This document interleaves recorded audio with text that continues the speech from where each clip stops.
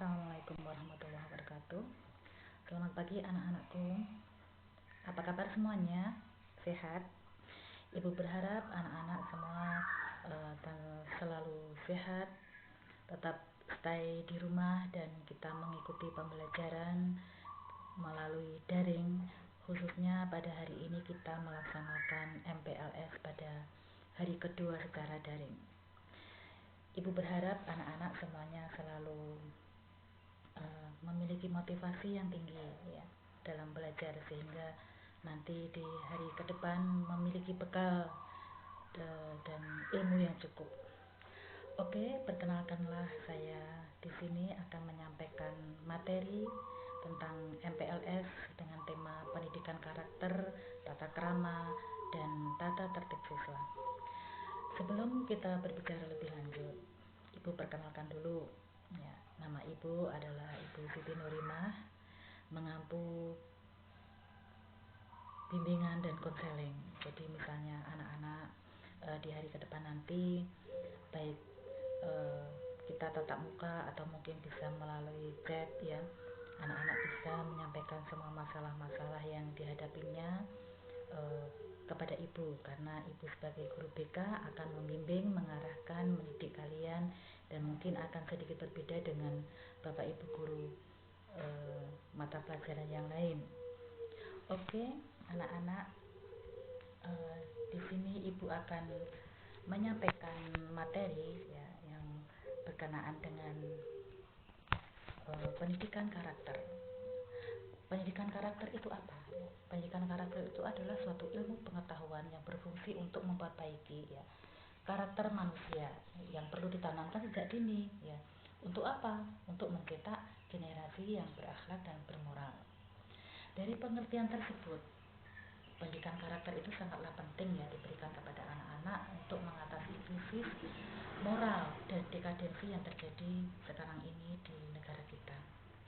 Krisis moral ini antara lain apa toh Bu? Ya, banyak sekali yang terjadi di sekitar kita ya, dengan meningkatnya pergaulan bebas ya, maraknya kekerasan pada anak-anak ya, anak-anak remaja khususnya, kebiasaan anak-anak mencontek, kebiasaan anak-anak merokok. Ayo, di antara kalian mungkin ada beberapa anak yang sering merokok ya, menyalahgunakan obat-obat terlarang, terus kejahatan bersama teman, terus perusakan milik orang lain, pornografi. Mungkin di HP kalian kalau suatu saat PTM ya, Ibu akan operasi HP kalian, apakah ada gambar-gambar ataupun video yang mungkin pernah kalian buka ya.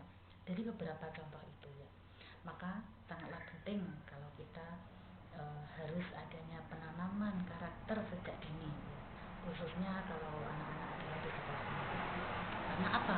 Karakter itu merupakan nilai-nilai manusia yang berhubungan dengan Tuhan Yang Maha Esa, berhubungan dengan diri sendiri, sesama manusia, lingkungan, ya, kebangsaan, dan terwujud dalam suatu apa? Pikiran, ya, sikap, perbuatan, perasaan. Itu semua berdasarkan norma-norma yang berlaku. Norma-norma yang berlaku itu apa? Norma agama, norma hukum, tata krama, budaya, dan adat istiadat.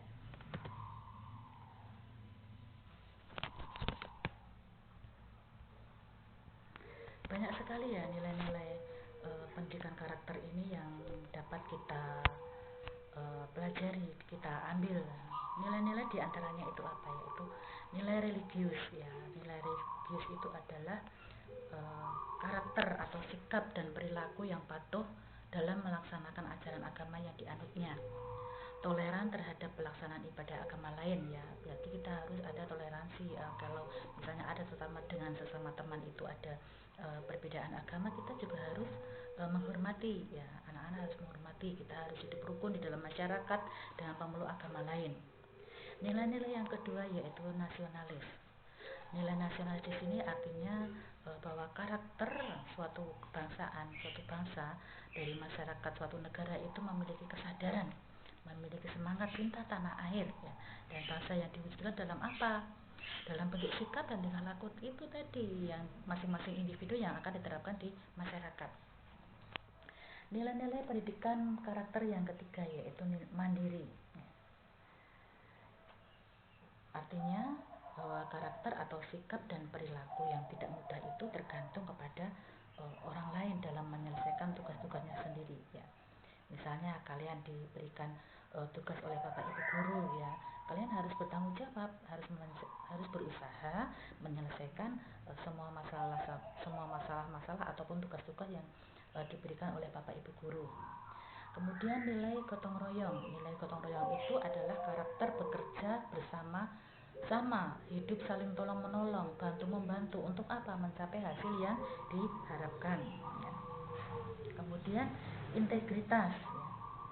Integritas itu apa? Karakter suatu kepribadian yang bertindak secara konsisten dan utuh baik dalam perkataan maupun perbuatan. Itu tadi nilai-nilai karakter yang Ibu sampaikan ya. Kemudian dalam hal ini apa saja dampak dari pendidikan karakter tersebut? Dampak dari adanya pendidikan karakter yang kita terapkan di sekolah itu banyak sekali ya. Antara lain apa? Menyeimbangkan kemampuan kognitif pada anak, pada peserta didik ya. Yaitu peserta didik akan menjadi berprestasi karena karakternya digembleng ya. Emosinya stabil ya. Yang dulunya emosinya itu tak terkendali, dengan adanya pendidikan karakter maka akan menjadi stabil. Kemudian membentuk rasa percaya diri, oh iya bahwa saya ini mampu ya. Saya ini mampu untuk menyelesaikan hal tersebut misalnya ya. Kemudian membentuk kemampuan berkomunikasi. Kemampuan berkomunikasi ini ya, jadi mungkin ada anak yang misalnya minder atau mungkin dia malu untuk mengungkapkan kata-kata, atau mungkin nanti di situ dia digembleng, diberikan pendidikan karakter, maka dia nanti akan sedikit demi sedikit akan mampu menguasai dirinya dan kemudian mampu untuk berkomunikasi ya. Kemudian membangun jiwa yang penuh dengan tanggung jawab ya. Dan membangun jiwa anak yang religius.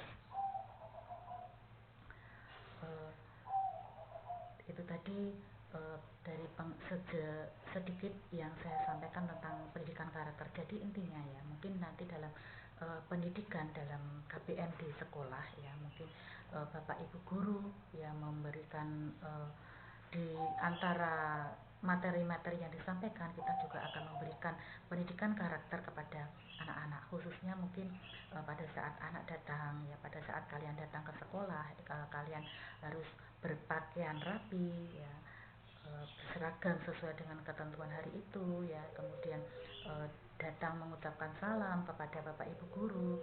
Kalau dulu mungkin pakai salam-salaman, karena masih pandemi seperti ini mungkin kita hanya dengan kata-kata atau mungkin dengan tangan di dada saja ya. Kemudian selain itu Ibu akan menyampaikan tentang tata krama. Tata krama, tata itu artinya apa? Ada yang tahu? Tata itu artinya adat ya, aturan atau norma dan aturan yang berlaku. Sedangkan krama itu adalah cara, langkah, tindakan, kelakuan untuk perbuatan yang akan menjadi lebih baik. Tata krama di sini memiliki banyak pilar ya. Di antaranya tata krama dalam berkeluarga, dalam satu keluarga, tata krama di sekolah, dan tata krama di masyarakat. Banyak sekali ya, karena kita itu hidup sosial ya, kita tidak bisa hidup sendiri, kita tentu saja hidup bersama dengan orang lain. Sekarang Ibu akan menyampaikan contoh perilaku tata krama dalam keluarga. Apa misalnya anak-anak misalnya mau sekolah, tentu saja ya berpamitan kepada orang tua bahwa pamit sekolah ya mestinya kudu sekolah, orang mampir dolan dan lain sebagainya gitu nih. Contoh perilaku tata krama dalam keluarga diantaranya satu ya, menghormati orang tua, karena apa? Orang tua adalah yang membiayai kita, yang membesarkan kita, memberikan kasih sayangnya, maka kita harus menghormati orang tua sampai kapanpun ya. Kita harus gemati jawani kepada orang tua, patuh pada perintah orang tua. Janganlah anak-anak pada saat diperintah orang tua memohon bantuan kepada kalian terus kemudian mengatakan kata-kata kasar, tolong ya. Orang tua itu ibaratnya misalnya apalagi ibu-ibu, ada pepatah bahwa surga itu ada di bawah telapak kaki ibu. Karena apa? Itu beliau adalah yang mengandung kita 9 bulan 10 hari mungkin lebih atau kurang ya. Jangan sampai kita mengeluarkan kata-kata kasar ataupun hanya sekedar bicara dan lain sebagainya. Tolong jangan ya. Kita harus memberikan kasih sayang kita sebagaimana orang tua kita dulu memberikan kasih sayang kepada kita pada saat kita kecil sampai sekarang ya. Harus menyayangi adik contohnya ya. Membantu orang tua, apapun pekerjaan orang tua ya, entah itu menyapu atau mungkin pekerjaan yang mendatangkan rezeki ya, tolong anak-anak juga ikut membantu, empatinya rasanya ya. Terus kemudian kalau anak-anak mungkin sekarang ini ya mungkin bosan di rumah ingin main ya, itu berarti harus ada harus izin kepada orang tua, dan tentu saja jangan sampai pulang malam-malam ya, karena itu nanti akan menambah mungkin pikiran kepada orang tua, atau mungkin nanti tidak akan menimbulkan banyak masalah di luar kalau kalian pulang malam ya. Tidak menyela pembicaraan orang tua ya. Menghormati tamu, misalnya ada tamu ya, ada orang datang ya, entah kenal atau tidak ya, kita harus memuliakan tamu dengan mempersilakan masuk dengan kata-kata yang baik, kata-kata yang sopan ya, seperti itu. Terus kemudian contoh perilaku tata krama di masyarakat ya. Contohnya banyak sekali ya. Di antaranya apa ya? Menghormati tetangga, menghormati orang lain, mengucapkan salam ketika bertemu dengan tetangga, jangan berlagak sombong ataupun aku ya ketemu karo tanggane ora gelem haruh ya. Kemudian masuk rumah orang lain itu harus dengan izin ya, misalnya pertama dengan mengetuk pintu, memberikan salam ya, menyapa orang yang di dalam. Nah, terus contohnya lagi apa misalnya? Menolong membantu orang lain yang sedang memerlukan bantuan. Kita rasa sosialnya ini dituntut ya, misalnya ada tetangga yang sakit maka kita harus menengok, atau mungkin kalau mungkin pada saat pandemi seperti ini ada tetangga yang sakit COVID misalnya, kita bantu empatinya, kita memberikan sedikit bahan makanan kepada mereka ya, misalnya dengan diberikan di luar, kemudian mengetok pintu atau dan lain sebagainya. Kita harus ada rasa empatinya ya, saling tolong menolong. Kemudian ikut menjaga kesehatan lingkungan ya, mengucapkan terima kasih dan senyuman manis ya kepada setiap orang yang memberikan kepada kita ya. Bukannya kita itu jangan sampai menjadi orang yang tidak tahu diri, tidak tahu terima kasih misalnya ya. Memiliki toleransi yang tinggi ya, banyak sekali ya, kita harus bisa menahan emosi di dalam masyarakat ya. Misalnya semuanya kan bisa dibicarakan dengan baik ya. Kemudian contoh perilaku tata krama di sekolah, contohnya tadi di awal ya, kita harus bersikap sopan kepada guru dan karyawan ya, karena mereka adalah guru kita yang mendidik kita, yang memberikan banyak materi kepada kita, memberikan banyak ilmunya kepada kita ya. Kemudian mengucapkan salam bila bertemu dengan guru atau karyawan ataupun teman di sekolah ya. Saling menghargai antar teman ya, saling mematuhi tata tertib sekolah, membuang sampah pada tempatnya ya, jangan membuang sampah kita bermaaf langsung didelik yang guru lagi sekolah ya. Jangan mendengarkan guru ketika menjelaskan. Jadi pada saat Bapak Ibu guru memberikan materi ya, tolong anak-anak selalu memperhatikan, jangan bicara sendiri atau mungkin mainan HP ya, itu nanti akan kena sanksi ya. Menjaga memelihara keindahan, kebersihan, keamanan dan kekeluargaan sekolah ya. Meminta izin kepada guru ya saat meninggalkan kelas ya. Jadi semuanya harus ada izinnya ya, entah itu mau masuk ataupun keluar ya, terlambat datang ataupun keluar dari sekolah karena ada kepentingan ya, gitu ya. Itu tadi tata krama yang sedikit ibu sampaikan ya. Jadi kesimpulannya di sini apa ya? Kesimpulannya antara lain kita harus memiliki akhlak mulia, yaitu karena akan mendasari ya hati, pikiran, rasa ya. Kemudian adanya olah hati. Olah hati itu contohnya gimana ya?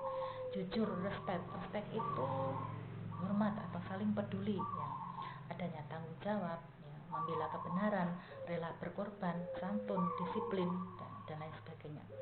Kemudian ada lagi olah pikir, itu tadi ya, karena kita akan semakin cerdas, kreatif ya, memiliki banyak ide ya, analitis ya, kritis, mungkin problem solving, nanti akan menyelesaikan masalah yang kita hadapi. Kemudian olah rasa, yaitu cinta kepada orang tua, kepada tanah air, kasih sayang, memiliki semangat, rasa kebangsaan, estetika itu atau rasa keindahan ya. Dengan merasakan semua itu maka hati akan menjadi damai, menjadi indah gitu ya. Kemudian etis, tegar dan kerja keras. Selain itu ada olah yang terakhir, yaitu olahraga ya, yaitu maka badan akan menjadi sehat, bersih dan menarik. Dari keempat olah tersebut itu memiliki kecerdasannya masing-masing. Oke, di sini Ibu tadi sudah menyampaikan tentang karakter ya. Yang kedua tadi tentang tata krama. Sekarang Ibu akan menyampaikan tentang tata tertib sekolah. Tata tertib sekolah itu apa sih? Tata tertib sekolah itu ya peraturan yang berlaku yang harus ditaati oleh setiap orang yang berada di lingkungan ya. Baik itu siswa ataupun guru. Dalam hal ini saya akan membahas tata tertib siswa di sekolah. Nah, untuk apa? Kenapa harus ada tata tertib sekolah ya? Digunakan sebagai pedoman siswa dalam bertingkah laku, dalam bersikap, dalam bertindak, dalam melaksanakan aktivitas sehari-hari di sekolah, dalam rangka menciptakan suasana kultur sekolah yang dapat menunjang kegiatan pembelajaran ya. Kemudian apa? Meningkatkan kedisiplinan dan ketahanan sekolah. Itu ya tujuan dari tata tertib sekolah. Kemudian masuk selama KBM dan pulang sekolah itu ada aturannya juga. Misalnya kalian harus hadir selambat-lambatnya 10 menit sebelum pelajaran dimulai ya. Jika terlambat bagaimana Bu?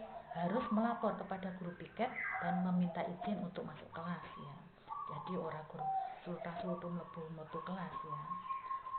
Siswa wajib mengikuti KBM dengan tertib ya. Pada waktu istirahat siswa tidak boleh keluar sekolah kecuali mendapat izin dari guru piket. Misalnya pada jam istirahat kalian keluar sekolah membawa motor tanpa adanya izin dari guru piket ya, itu nanti kalau ada apa-apa di luar sana itu akan nanti sekolah yang kena sanksi juga, kalian juga akan kena sanksi, misalnya kena duduk Satpol PP dan lain sebagainya ya. Sesuai KBM ya, siswa diwajibkan segera pulang ke rumah kecuali ada kegiatan ekstrakurikuler atau kegiatan lainnya.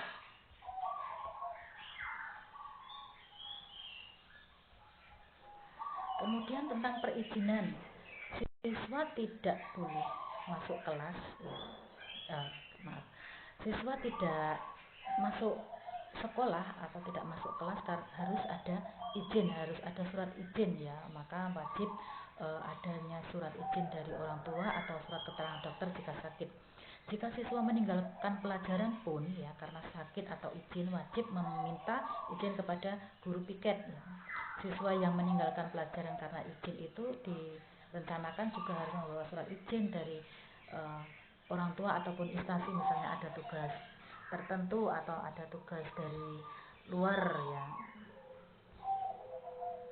Kemudian kita membahas tentang pakaian seragam. Siswa wajib mengenakan pakaian seragam sekolah dengan ketentuan ya.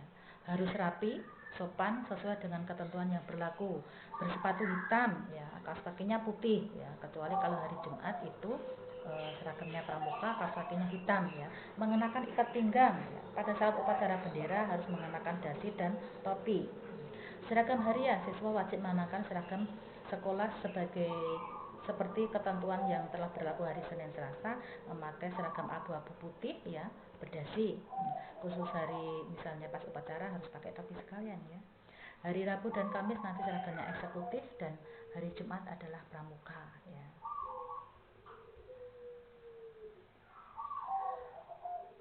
Oke, tadi kita sudah banyak membahas tentang pendidikan karakter, tata tata krama dan tata tertib sekolah. Di sini kebetulan Ibu juga memegang tanggung jawab sebagai BKK ya. BKK itu apa? Berusaha kerja khusus. BKK kita namanya Bina Mitra Kerja ya. Yang nanti akan menyalurkan pada saat kalian nanti lulus harus bekerja ya. Kalau ada yang kuliah nanti juga itu berkenaan dengan guru BP, nanti akan mendapat bimbingan dari BP ya dengan saya. Dan setelah lulus kalian ingin bekerja, itu nanti juga kita bantu, kita arahkan, karena BKK di sini fungsinya adalah menjadi perantara antara siswa, alumni dengan perusahaan, dan nanti akan sedikit berkenaan dengan saya, karena mungkin kita akan sedikit membahas bahwasanya di sini BKK di sini adalah sangat besar sekali perannya dalam mengurangi pengangguran, karena akan membantu anak-anak untuk mencari pekerjaan melalui informasi-informasi yang diberikan oleh BKK. Mungkin ini dulu ya anak-anak yang mungkin kita sambung di hari yang lain.